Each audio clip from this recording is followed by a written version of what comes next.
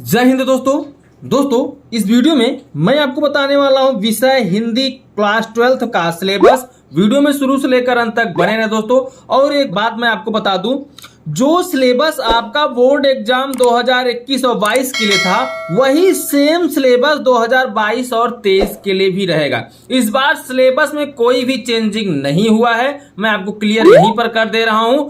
और मैं आगे आपको बताने वाला हूं क्या क्या टॉपिक आपको पढ़ना है और कौन कौन से टॉपिक आपको नहीं पढ़ना है। वीडियो में आप बने रहिए, सब कुछ मैं आपको बताने वाला हूं विस्तार से। ठीक है दोस्तों, तो सबसे पहले आप ये समझ लीजिए, देखिए हिंदी आपको इंटर में दो प्रकार के होते हैं। ठीक है, देखिए एक हिंदी होता है, एक सामान्य हिंदी होता है। तो बहुत सारे बच्चे जो हिंदी लेके पढ़ते हैं और बहुत सारे बच्चे सामान्य हिंदी लेकर पढ़ते हैं। ठीक है, अलग अलग कॉलेजों स्कूलों में अलग अलग सब्जेक्टों की मान्यता प्राप्त होती है। बहुत जगह पर हिंदी की मान्यता प्राप्त होती है, बहुत जगह पर सामान्य हिंदी की मान्यता प्राप्त होती है। सामान्य हिंदी का सिलेबस मैंने बता दिया है, तो आपसे उम्मीद करते हैं आप वीडियो नहीं देखें तो डिस्क्रिप्शन में जाइए, वहां से देख लीजिए, क्योंकि मैंने वहां पर सामान्य हिंदी का पूरा मैंने सिलेबस बता दिया है। आपको क्या क्या पढ़ना है, क्या क्या नहीं पढ़ना है, पूरा विस्तार से बताया हूं। और जो आपको पढ़ना है उससे रिलेटेड कितने नंबर के प्रश्न आएंगे, सब कुछ मैंने विस्तार से बता दिया है। तो चलिए इस विषय में हम बात करने वाले हिंदी के विषय में कि आपको क्या क्या पढ़ना है और क्या क्या इंपॉर्टेंट होने वाला है इस सिलेबस के अंतर्गत। ठीक है, तो देखो दोस्तों, सबसे पहले आपको क्या क्या नहीं पढ़ना है मैं ये बता दे रहा हूं। ठीक है, और उससे पहले एक बात मैं आपको कहना चाहूंगा, अगर आप चाहते हैं इंटर में क्लास 12th में आपका 90% प्लस रिजल्ट बने तो चैनल को सब्सक्राइब कर लीजिए दोस्तों, क्योंकि इस चैनल पर आपके ऑल सब्जेक्ट की तैयारी कराई जाती है। जो बोर्ड एग्जाम में मोस्ट इंपॉर्टेंट क्वेश्चन पूछे जाते हैं और जिनके पूछे जाने की संभावना अधिक होती है, सब कुछ इस चैनल पर आपको पढ़ाया जाता है, बताया जाता है और तैयारी करने के तरीके भी बताए जाते हैं, किस तरीके से आप क्वेश्चनों को तैयार करें। सब कुछ आपको गाइड किया जाता है इस चैनल पर। इसलिए इस चैनल को सब्सक्राइब करके जरूर जुड़ें और बेल आइकन को प्रेस करके रखें, जिससे मैं जो भी वीडियो अपलोड करूं तुरंत आपके पास पहुंच जाए। ठीक है, तो सबसे पहले हम देखेंगे आपको क्या क्या नहीं पढ़ना है। ठीक है, तो सबसे पहले आप गद्य में देखिए। गद्य में आपको चैप्टर नंबर 2 जैनेन्द्र कुमार का भाग्य और पुरुषार्थ चैप्टर नहीं पढ़ना है, और चैप्टर नंबर 7 हरिशंकर परसाई जी का निंदा रस, ये नहीं पढ़ना है गद्य के अंतर्गत। ठीक है, तो गद्य से दो चैप्टर आपके हटा दिए गए हैं। पहला जैनेन्द्र कुमार जी का जो भाग्य और पुरुषार्थ है, और दूसरा हरिशंकर परसाई जी का निंदा रस, ये चैप्टर हटा दिया गया आपके सिलेबस से। ठीक है, अब आपको देखिए कथा में क्या नहीं, कथा साहित्य में क्या नहीं पढ़ना है। कथा साहित्य में भीष्म साहिनी खून का रिश्ता नहीं पढ़ना है। ठीक है, भीष्म साहिनी का खून का रिश्ता नहीं पढ़ना है। और तीसरा चैप्टर हटा गया है शिवानी, जो लाठी चैप्टर है, ये भी आपको नहीं पढ़ना। शिवानी की लाठी चैप्टर आपको नहीं पढ़ना। ठीक है, अब काव्य में अर्थात पद्य में आपको क्या क्या नहीं पढ़ना है। देखिए पद्य में बहुत सारे चैप्टर हटा दिए गए हैं, तो इसको भी देख लीजिए, इसमें आपको क्या क्या नहीं पढ़ना है। देखिए आप स्क्रीनशॉट लेकर रख लीजिएगा, मैं बार बार बोलता हूं, जो मैं आपको सिलेबस बता रहा हूं उसका स्क्रीनशॉट आप लेकर कहीं पर लिख लीजिए। ठीक है, देखिए इसमें आपको जगन्नाथ जी अर्थात रत्नाकर जी का उद्धव प्रसंग नहीं पढ़ना है, मैथिली शरण गुप्त जी का गीत नहीं पढ़ना है, जयशंकर प्रसाद जी का गीत नहीं पढ़ना है, सूर्यकांत त्रिपाठी निराला जी का संध्या सुंदरी नहीं पढ़ना है, सुमित्रा नंदन पंत का आपको परिवर्तन चैप्टर नहीं पढ़ना है, रामधारी सिंह दिनकर का पूर्वा उर्वशी ये चैप्टर आपको नहीं पढ़ना है। ठीक है, अब आप देखिए दोस्तों विविधता, इसमें क्या विविधा क्या है, विविधा में क्या क्या नहीं पढ़ना है। देखिए विविधा में नरेंद्र शर्मा जी का मधु की एक बूंद नहीं पढ़ना है, भवानी प्रसाद मिश्र जी का बूंद टपकी नभ से ये नहीं पढ़ना है, गजानन माधव मुक्ति बोधा का मुझे कदम कदम पर नहीं पढ़ना है, गिरजा कुमार माथुरा का चित्रमय धरती नहीं पढ़ना है, धर्मवीर भारती का सांच के बादल आपको नहीं पढ़ने। ठीक है, तो ये हो गया दोस्तों काव्य के अंतर्गत आपको नहीं पढ़ने। ठीक है, गद्य मैंने बता दिया, गद्य के अंतर्गत क्या क्या नहीं पढ़ना है, कथा साहित्य के अंतर्गत आपको क्या क्या नहीं पढ़ना है, और दोस्तों काव्य के अंतर्गत क्या क्या नहीं पढ़ना है। ठीक है, अब हम देखेंगे संस्कृत दिग्दर्शिका के अंतर्गत आपको क्या क्या नहीं पढ़ना है। तो दो चैप्टर इसमें से भी हटा दिए गए हैं। पहला हटाया गया है भोजस्योदार्यम हटाया गया है और ऋतु वर्णनम हटाया गया। ठीक है, दो चैप्टर यहां से हटा दिए गए हैं संस्कृत दिग्दर्शिका से। ठीक है, सॉरी दोस्तों, अभी खंड ख आ गया है, तो अभी आप देखिए खंड क, ये मैंने बताया खंड क में आपको क्या क्या नहीं पढ़ना है। अब आप खंड ख में देख लीजिए क्या क्या आपको नहीं पढ़ना है। तो खंड ख में आपको वर्ड वृत्त इन द देखिए, इंद्रव्रजा, उपेंद्रव्रजा, सवया, मतंगमंद, सुमुखी, सुंदरी, वसंतलिका के लक्षण एवं उदाहरण नहीं पढ़ने हैं आपको। और मुक्तक में मनहर का लक्षण उदाहरण नहीं पढ़ना है, ठीक है, ये नहीं पढ़ना। भी खंड ख में बताना भूल गया, खंड ख में ध्यान लीजिए। और संस्कृत व्याकरण में आपको क्या क्या नहीं पढ़ना है, खंड ख के अंतर्गत व्यंजन, व्यंजन में आपको क्या नहीं पढ़ना है, तोरली, अनुस्वार शयई पर सवर्ण नहीं पढ़ना है। विसर्ग में आपको अतोरोर, प्लुताद प्लुते नहीं पढ़ना है, हसिचा रोरी ये नहीं पढ़ना है। और खम समास में बहुवीरी समास नहीं पढ़ना है। और दोस्तों 13वें का कर जो प्रश्न होगा उसके अंतर्गत आपको संज्ञा में राजन, जगत, सरित नहीं पढ़ना है। दूसरा सर्वनाम के अंतर्गत सर्व, इदम, यद नहीं पढ़ना है। ख धातु रूप में परस्मैपदी धातु नहीं पढ़ना जिसमें दा, क्री, चूर होता है, ये नहीं पढ़ना है। प्रत्यय में आपको कृत प्रत्यय नहीं पढ़ना जिसके अंतर्गत तव्यत और अनियर नहीं पढ़ना है। तद्धित प्रत्यय में विलुप्त नहीं पढ़ना है, विलुप्त नहीं पढ़ना है। और घ में विभक्ति परिचय में आपको स्वधा, लंब, षठ योगाच नहीं पढ़ना है, षष्ठी शेषे नहीं पढ़ना है, यतश्च निर्धारणम नहीं पढ़ना है, ठीक है, ये घ के अंतर्गत नहीं पढ़ना है। तो खंड ख में आपको क्या क्या नहीं पढ़ना है ये मैंने बता दिया। अब शेष बचता है कि आपको पढ़ना क्या क्या है, उस पर हम बात करने वाले, ठीक है। लेकिन जो जो आप पढ़ेंगे उसमें देखिए मैं आपको बता दूं, आपका जो हिंदी का पेपर होगा वो 100 नंबर का होगा, ठीक है। तो 100 नंबर का पेपर जो होगा वो खंड 2 खंड में आएगा, खंड क करके आएगा और एक खंड ख करके आएगा। तो खंड क का जो होगा ये देखिए, क में 50 अंक का पेपर पूछा जाता है जिसके अंतर्गत आपसे कुल 7 क्वेश्चन पूछे जाएंगे, ठीक है। पहला क्वेश्चन जो होगा वो हिंदी गद्य के विकास से रिलेटेड होगा। हिंदी गद्य के विकास से रिलेटेड जितने भी पार्ट हैं आपको सभी को तैयार कर लेना है। इससे आपको जो काल होंगे, काल युग, विभिन्न संरचनाएं होंगी, युग परिवर्तन होगा, लेखकों का क्या योगदान था युग में, उनकी क्या प्रमुख रचनाएं थी, इससे रिलेटेड क्वेश्चन पूछेगा, वही बहुविकल्पी के रूप में। तो यहाँ पर 5 क्वेश्चन पूछेगा एक एक नंबर का, तो टोटल 5 अंक यहाँ से मिल जाए क्वेश्चन नंबर 1 से, ठीक है। मैंने आपको बता दिया है कि गद्य में आपको क्या क्या नहीं पढ़ना है और जिसमें आपको जो जो पढ़ना है उसमें आपको कालों को विशेष ध्यान में रखते हुए उनकी संरचनाएं क्या थी, उनकी विविधताएं क्या थी, युग परिवर्तन के लेखक कौन कौन थे, ठीक है।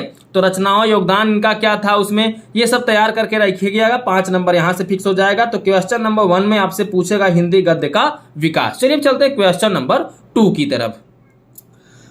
अब देखिए दोस्तों, क्वेश्चन नंबर 2 में आपसे पूछेगा काव्य साहित्य का विकास। अब इस काव्य साहित्य के अंतर्गत आपको क्या क्या पढ़ना है जिसको मैं बता देता हूं। देखिए, इसमें पढ़ना है आधुनिक काल, आधुनिक काल के अंतर्गत भारतीय युग आपको पढ़ना है, द्विवेदी युग पढ़ना है, छायावाद पढ़ना है, प्रगतिवाद पढ़ना है, प्रयोगवाद पढ़ना है, नई कविता इत्यादि सब आपको पढ़नी है।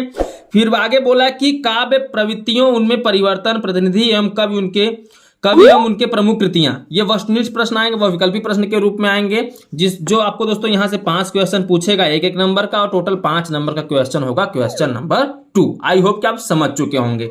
अब क्वेश्चन नंबर 3 में आपसे मैं बता दूं दोस्तों, गद्यांशों पर आधारित 5 प्रश्न पूछा जाएगा। टोटल जो 5 प्रश्न पूछे जाएंगे, एक प्रश्न 2 नंबर का होगा, तो 5 प्रश्न पूछेगा अर्थात 10 नंबर का यह प्रश्न आएगा। इसी प्रकार चौथा भी प्रश्न होगा, वो पद्यांश अर्थात काव्यों पर आधारित होगा। काव्यों पर आधारित आपसे 5 प्रश्न पूछे जाएंगे, काव्य गद्यांश देकर उसके नीचे आपसे 5 प्रश्न पूछेगा। उन्हीं 5 प्रश्नों के देखिए गद्यांश भी देगा, पद्यांश भी देगा, और उसके नीचे आपसे 5 प्रश्न पूछेगा। उन 5 प्रश्नों का अगर आप सही जवाब दे लेंगे तो आपको ध्यान दीजिए दोस्तों, यहाँ पे 10 अंक इससे भी मिल जाए क्वेश्चन नंबर 4 से, ठीक है।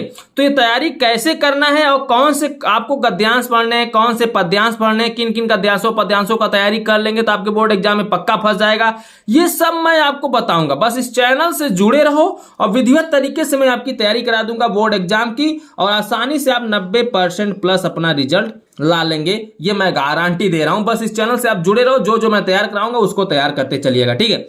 अब देख लीजिए 5वां नंबर क्वेश्चन है। 5वें नंबर क्वेश्चन के अंतर्गत 2 क्वेश्चन होगा दोस्तों, एक क करके एक ख करके, ठीक है। क में आपसे लेखक का जीवन परिचय पूछा जाएगा, उनकी जीवनी के बारे में, कृतियां, शैलियां, ये सब पूछी जाएंगी। जो अधिकतम 80 वर्ड में लिखना होगा, तो 3 नंबर आपको जीवन परिचय, 2 उनकी रचनाएं लिखने के लिए 5 अंक आपको यहां से मिल जाएंगे। और सेम ख में भी वही प्रश्न होगा, इसमें कवि का जीवन परिचय पूछा जाएगा, उसमें लेखक का जीवन परिचय पूछा गया था, ठीक है। क में लेखक का जीवन परिचय और ख में कवि का जीवन परिचय पूछा जाएगा, जिसको आपको जब आंसर देंगे तो अधिकतम 80 वर्ड में लिखेंगे आप। और दोस्तों ये भी 3 + 2 करके अर्थात 5 अंक का ये भी प्रश्न पूछा जाएगा। 3 आपको जीवन परिचय लिखने के लिए, 2 उनकी कृतियां लिखने के लिए, ठीक है। तो टोटल 5 अंक आपको यहां से मिल जाएंगे क्वेश्चन नंबर 5 के ख के अंतर्गत। और क के भी अंतर्गत। अब देखिए क्वेश्चन नंबर 6 में आपसे क्या पूछेगा। देखिए क्वेश्चन नंबर 6 में आपसे पूछेगा कहानी चरित चित्रण, ठीक है, उसके जो कहानी है उस पर चरित चित्रण पर आधारित कुछ आपसे लघुत्तरीय प्रश्न पूछे जाएंगे, जो दोस्तों अधिकतम 80 वर्ड तक आपको लिखने होंगे।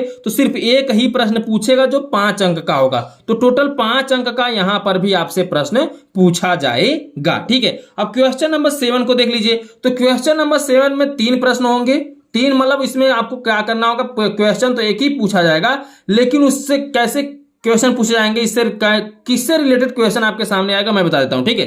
देखिए जो आप आंसर देंगे अधिकतम 80 सीमा तक देंगे, 80 वर्डों तक देंगे। तो इसमें आपसे पूछा जा सकता है खंड काव्य के अंतर्गत जो लघुत्तरीय प्रश्न पूछा जाएगा, इसमें खंड काव्य की विशेषताएं पूछी जा सकती हैं, या पात्रों का चरित्र चित्रण पूछा जा सकता है, या प्रमुख घटनाओं पर आधारित प्रश्न पूछा जा सकता है। टोटल एक क्वेश्चन आएगा, 5 नंबर का होगा। क्लियर हो गया। तो ये रहा खंड क जो 50 अंक का पूछा जाएगा। अब हम आगे बढ़ते हैं खंड ख की तरफ। देखिए दोस्तों 50 अंक मैंने बता दिया आपको तैयार क्या क्या करना है। आगे मैं बताने वाला हूं 50 अंक जो और बच रहा है खंड ख के अंतर्गत, इसमें आपको क्या क्या पढ़ना है, ठीक है। देखिए यहां 8वें से प्रश्न स्टार्ट होगा। खंड ख में प्रश्न नंबर 8 होगा। 8 में 2 प्रश्न पूछे जाएंगे क और ख करके। क में देखिए पोला रहेगा पठित पाठ्य पुस्तक के निर्धारित पाठों के संस्कृत गद्य का संस्कृत सहित हिंदी में अनुवाद कीजिए। तो संस्कृत से रिलेटेड एक गद्य पूछेगा और जिसका अनुवाद आपको क्या करना होगा, हिंदी में करना होगा। 2 आपको क्या करना होगा दोस्तों, संदर्भ लिखने का मिलेगा नंबर, और 5 उनकी अनुवाद करने का। तो 5 2 7 अंक आपको यहां मिल जाएगा 8वें के क के अंतर्गत, ठीक है। और ख में भी आपसे यही पूछेगा, संस्कृत पद्य का संदर्भ पूछेगा, हिंदी में अनुवाद करने के लिए बोलेगा। तो ये भी कितना हो जाएगा, 7 अंक का यहां पर भी आपको मिल जाएगा। अर्थात कहने का मतलब जो क्वेश्चन नंबर 8 है टोटल 14 नंबर का पूछा जाएगा। क्वेश्चन नंबर 9 को समझ लेते हैं। देखिए क्वेश्चन नंबर 9 बोला है पाठों पर आधारित अति लघु उत्तरीय प्रश्नों का संस्कृत में उत्तर देने के लिए। तो यहां से कोई 2 प्रश्न आपको करना होगा, 4 से 5 प्रश्न पूछे जाएंगे, ठीक है। जो पाठ है उस पर आधारित प्रश्न पूछा जाएगा, वो भी उनका आंसर क्या होगा, संस्कृत में देना होगा। तो 2 + 2 अर्थात 4 अंक का यहां से आपको नंबर मिलने वाला, 4 अंक मिलने वाला है। क्वेश्चन नंबर 9 अच्छे से आप तैयार कर लेंगे तो। और क्या क्या तैयार करना सब मैं बताऊंगा, ठीक है। बस जुड़े रहो मेरे साथ, बाकी मेरे ऊपर छोड़ दो। अब क्वेश्चन नंबर जो 10 है इसमें पूछा जाए काव्य सौंदर्य के तत्व से रिलेटेड क्वेश्चन। काव्य सौंदर्य के तत्व क्या है, पहला क में आपसे सभी रस पढ़ने हैं, और सभी रसों के आपको परिभाषा, उदाहरण और इनका पहचान क्या है ये तैयार करके रखना है, ठीक है। देखिए ये 2 नंबर का प्रश्न आएगा, एक परिभाषा के लिए, एक उदाहरण के लिए, 2 अंक मिलेगा आपको। अगर किसी भी रस का परिभाषा पूछेगा तो आप उसका क्या करेंगे, परिभाषा लिखेंगे, और उदाहरण भी पूछेगा तो उदाहरण भी लिखेंगे। 2 नंबर आपको यहां से मिल जाएगा।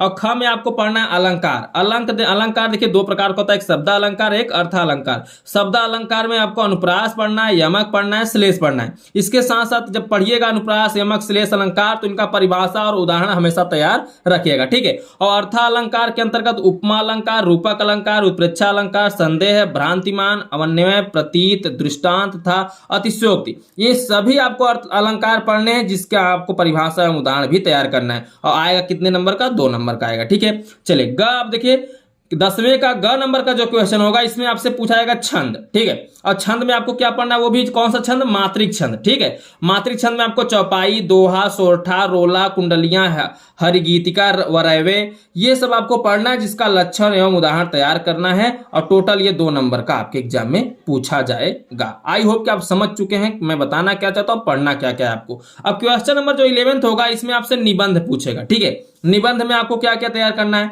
निबंध में हिंदी में मौलिक अभिव्यक्ति दिए गए विषय पर निबंध आपको, जैसे जनसंख्या पर तैयार कर लीजिए, पर्यावरण पर तैयार कर लीजिए, स्वास्थ्य पर, शिक्षा पर आदि की जानकारी है तो इन पर विषयों पर आपसे प्रश्न पूछे जा सकते हैं। जो टोटल कितने नंबर का होगा दोस्तों, 9 नंबर का प्रश्न यहां पर पूछा जाएगा।